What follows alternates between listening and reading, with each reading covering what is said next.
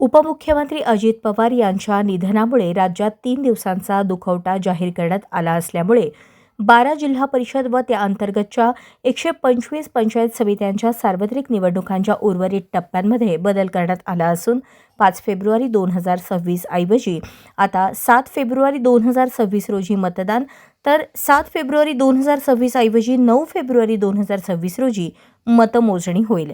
राज्य निवडणूक आयोगाने या जिल्हा परिषदा आणि पंचायत समित्यांच्या निवडणुकांसाठी 13 जानेवारी 2026 रोजी निवडणूक कार्यक्रम जाहीर केला होता।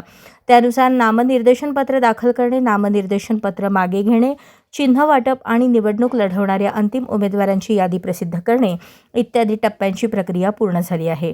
त्यापुढील मतदान, मतमोजणी आणि निवडून आलेल्या सदस्यांची नावे राजपत्राला प्रसिद्ध करणे हे टप्पे शिल्लक आहेत।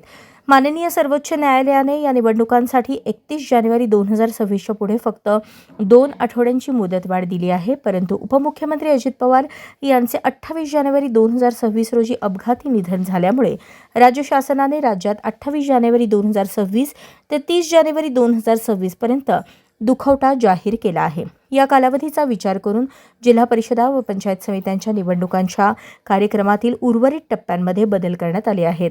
त्यानुसार संबंधित जिल्हाधिकारी सुधारित निवडणूक कार्यक्रमाची सूचना 31 जानेवारी 2026 रोजी प्रसिद्ध करतील। आता 7 फेब्रुवारी रोजी सकाळी 7:30 ते सायंकाळी 5:30 या वेळेत मतदान होईल।